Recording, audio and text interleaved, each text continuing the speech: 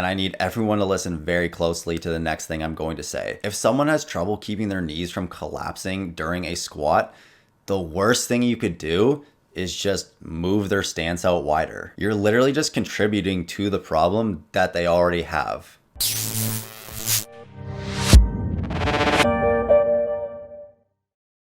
All right, as usual, 10 p.m. just got back from the gym and finally putting this video together because I have poor time management skills. So right away, I want to thank you for watching this video. If you're new to the channel, my name is Ian Rowanleg. I am a strength and conditioning coach on the East Coast of Canada. So through these videos, I'm hoping to share my knowledge and experience with training for strength, training for speed, trying to build muscle, and just developing overall athleticism in the hopes that you'll be able to apply it in whatever you're training for. So if that's something you're interested in, go ahead and hit that sub button. I will be uploading weekly and I'll be listening to your feedback so that I can be uploading videos that apply to, whatever goals you're trying to reach. So if you enjoy the video and take something from it, I would love to hear your comments down below.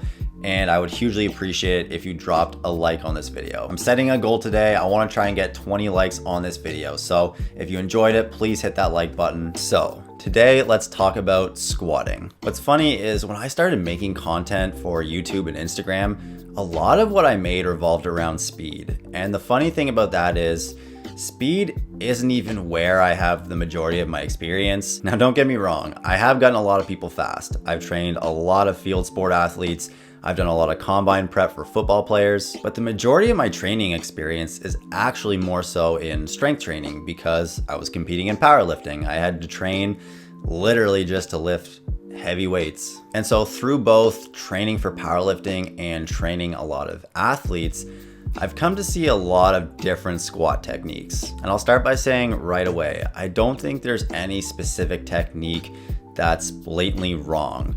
Everything has to be brought into context because it also depends, your purpose of even performing the exercise. If you're competing in powerlifting, your purpose is to lift the most amount of weight. If you're competing in a team sport or something else, the goal is to get transfer from that exercise to your sport performance. That's a deep dive that I'll get into another time because I could talk about that all day. But there's one technical component that I want to talk about today, and that is foot position during the squat. So if I have to teach someone to squat, I'll normally have them start with a hip width foot position. And foot position can be broken down into two things: stance width as well as toe or foot angle. Stance width being how far your feet are apart from one another, and toe angle being how far your toes are pointed out. If you have really long femurs and a short torso, you're probably going to be stronger in a wider stance, assuming you actually have the hip mobility to get to proper depth. If you have short femurs and a longer torso, look at most high-level weightlifters, you're probably going to be stronger in that narrower stance. Now, how you set up your squat and where you put your feet is really going to depend, again,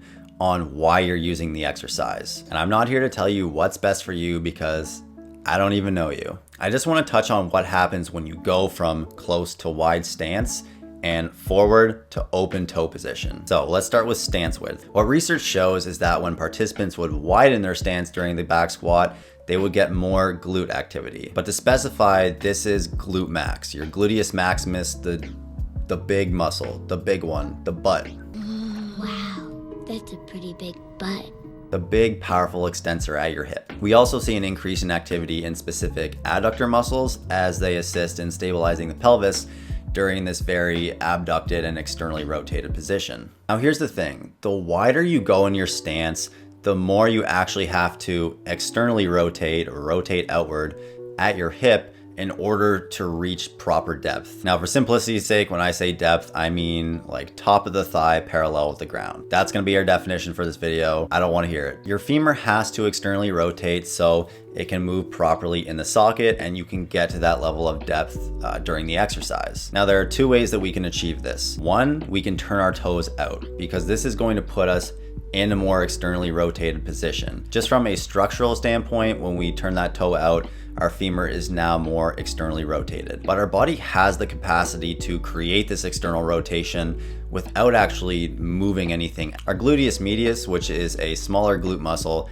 acts to externally rotate the femur. So when you go down into your squat, your gluteus medius should be firing to actually help externally rotate that femur so that you can get to that depth, so that you can find the space in that socket. Now, some people will say things like their glutes aren't firing properly, and that may be the case for some people, but a lot of the time they just have really weak glutes and it can inhibit them from creating that external rotation at their hip. They just don't have the strength to create that torque to, get that movement. Now, as much as it would be great for everyone to have the capacity to squat to depth with that hip width stance, a lot of people just don't have the ankle or hip mobility to get to that depth with that amount of distance between their feet. So a lot of people will squat outside their hip width, and that's totally fine. But because of immobility, some people will end up in these really, really wide stances, and it's not always ideal for what a lot of people are trying to achieve. So why do we need our gluteus medius to create this rotation when we could just turn our toes out? First of all, the glute med plays a huge role in stabilizing the pelvis as well as the knee. But what you'll notice is that the wider people start to squat and the more they turn their toes out,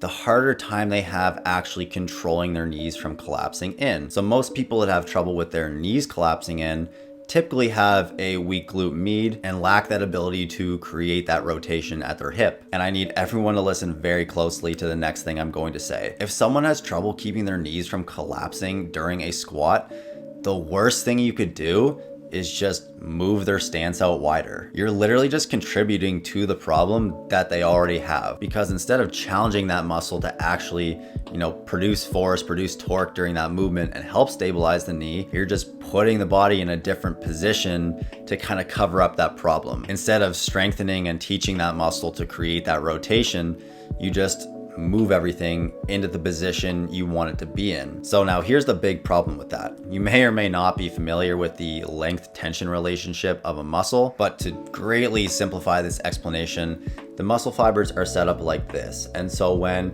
your muscle contracts, it gets shortened to produce force, those fibers kind of come together.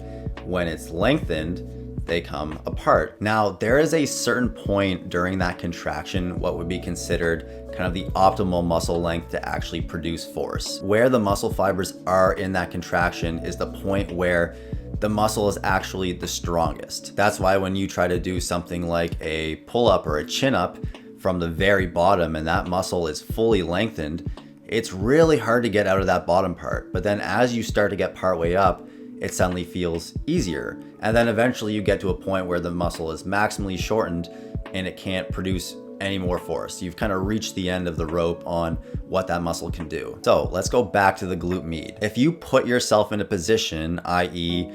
bringing your stance out really wide and turning your toes out, you put that fiber in a position where it's maximally shortened. It doesn't have any room to actually do anything. And that's why people that move to a wider stance generally have a lot more trouble controlling their knee position. They have more trouble with their knees collapsing in than before they switch their stance. Because once you bring that stance and your toes back in, you put the muscle in a position where it can better actually produce that torque. So you can move your stance out and get higher activation of your glute max, but it's not necessarily going to increase the activation of your glute med. If anything, it's going to inhibit it. And this is why moving your stance out and turning your toes out attributes to that problem. Again, bringing your stance in doesn't necessarily mean you're going to lift more weight because your glute med is better able to actually produce torque at your hip, but you are going to train that glute med's ability to better stabilize your hip and knee. This doesn't mean it's necessarily going to be the position that you're the strongest in. There are a ton of lifters that squat really wide and squat with their toes out